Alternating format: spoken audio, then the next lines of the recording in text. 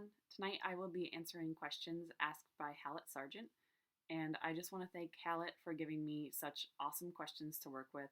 She actually provided me with 11 questions and let me pick the five that I wanted to tackle tonight. And her questions were really well thought out. She did a great job and put a lot of time and effort into making sure they were the types of questions that I wanted to answer and that the questions were really centered on my work and what she knew about my work instead of being vague or generic. So I appreciate the effort that she put into that. These are really awesome questions. So thanks, Hallett. The first question is, with your upcoming thesis novel, many of the story's grounding components were shaped by your own experience. Would you share a few details on how your own background has influenced your work? The biggest way my background has influenced the work is, I would say, the setting, which has a lot of influence on the story itself.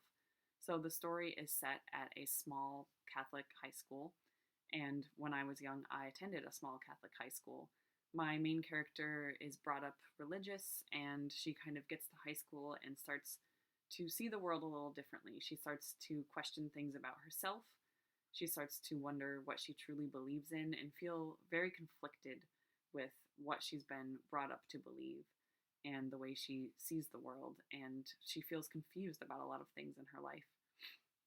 This is something that I dealt with being brought up in a Christian household and going to a Catholic school, and kind of getting to a point in my life where I realized I've been told what to believe, but I'm not actually sure that I believe it. And perhaps I don't even know myself as well as I thought I did because of this kind of more strict environment that I grew up in. Another way that my real life has influenced the story is the creative and emotional outlet that my character finds to deal with some of the things she's dealing with in her life. And that is by joining drama club. And that was something that I did as a teenager and really had a big positive effect on my life. So this is another thing that I'm writing into my story from my real life. The second question is, we focused on your current work, but I'm curious to know what other topics and pieces you may be interested in tackling next. Could you tell us about what we might expect from you in the distant or not so distant future? So when I was in undergrad, I wrote a lot of contemporary short stories, and these were kind of all over the board. I remember I wrote one about a bobsledding team that got in an accident, and it was from the point of view of the character who was most seriously injured in the accident.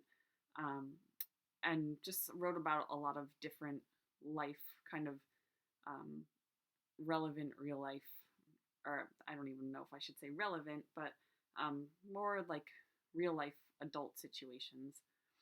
And then I also began writing a young adult fantasy novel in undergrad. This was called Beyond the Last Stop. It was more geared toward adolescence, whereas my current work is kind of geared toward older young adults or maybe even the new adult demographic. But Beyond the Last Stop was about a young girl who lived in a city with her father. Her father was kind of emotionally abusive and they didn't really have a strong relationship. She was kind of alone in the world. So she falls asleep on the train one day and she wakes up in a strange place that she's never been before, and there's something a little bit off about the place. And she's trying to figure out where she is and how she can get back home. She's worried about her father being upset with her. And she kind of struggles with getting back home, but along the way, she meets a lot of really interesting characters, kind of builds relationships with them that she has never experienced in her life before. That is a story that I definitely want to finish and pick back up again, maybe even try to get it published. So I would say if anything is coming from me in the near future other than my thesis novel, that is probably what it would be. The third question, in your previous works, you've tackled both contemporary pieces and YA fantasy, though your current thesis novel shows a slight stylistic shift. How did you address the evolution in tone between your works? I think this is something that I'm still figuring out, this shift in tone or the evolution in tone. One thing that was really helpful for me was deciding to write in first-person point of view. Previous to my current novel, I have written a lot in third person with kind of a close perspective on the main character, but still in third person. And writing young adult, I've decided to write in first person. It's been a lot easier for me to take on the mindset and the perspective of this young character by writing directly in her voice and being directly in her head than having any distance between me as the author and her as the character.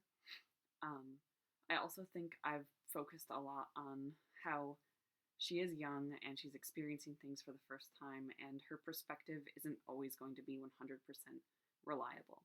She's going to have emotions that perhaps change or are strong or aren't the proper reactions to the things that she's going through.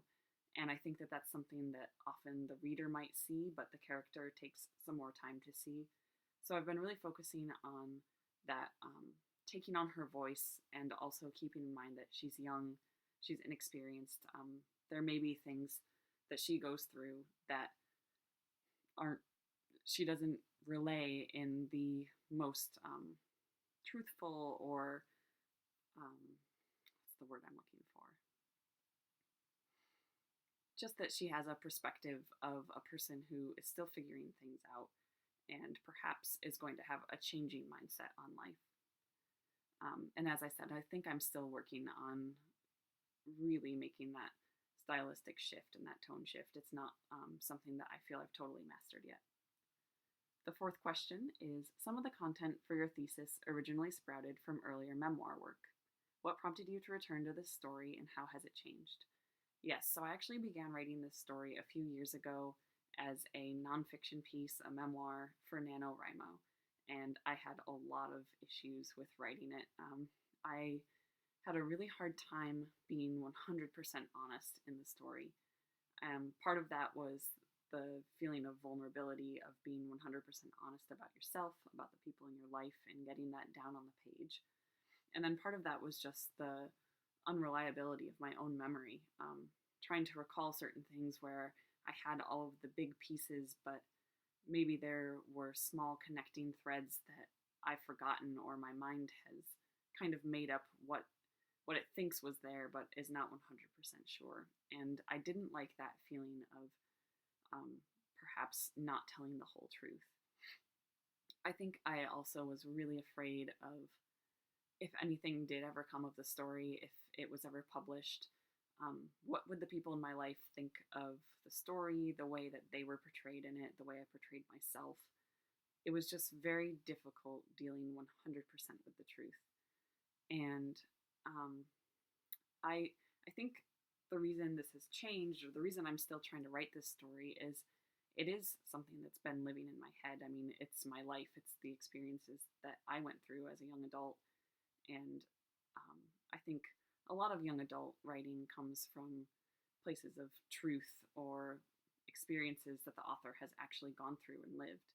So I still wanted to tell those pieces of the story that were resonating with me and like continuing on with me into my adulthood. But I wanted to be able to write a character that doesn't necessarily have to be me. She can make different choices than I made. She can have different personality traits than I had. Her family doesn't have to be my family. You know, maybe there are pieces of my family or they are inspired by my family, but they aren't my family. And I can kind of let the story guide me instead of me dictating the story based on the history of my own life.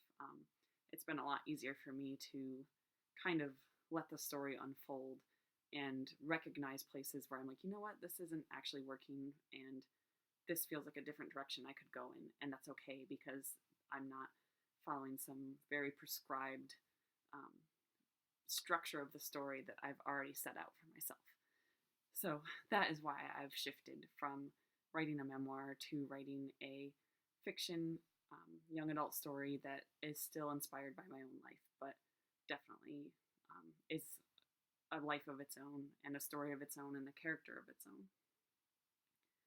And the fifth question is, what kind of influence or message do you hope stays with those who read your work? I am still struggling to find a really succinct, like zippy answer to this kind of question. But I would say that I want my readers to know that it is okay to have a lot of questions in life and to not have answers. That is how life is always going to be. Even as you get older, you're going to have questions that just don't have answers. Or maybe you're going to have an answer, and then that answer is going to change for you or evolve into something else. You're going to evolve into something else. That it is okay to be confused, to be lost, to maybe have views that are conflicting within yourself, to not have everything figured out. And I think that that was the kind of thing that I needed to be told when I was younger, the kind of thing I struggled with. Almost a sense of shame in being confused about who you are, or not having 100% steadfast beliefs and morals and seeing things in black and white. So again, I need to find a really more concise way to put that, but I would say that that is the biggest thing I want my readers to take away, is knowing that that feeling of being lost and of having questions is okay. So that was the fifth question. Thank you again to Hallett for asking such awesome questions, and thank you everyone who listened. I know this is quite a long video, so I appreciate anyone who stuck it out till the end, and I will talk to you guys later.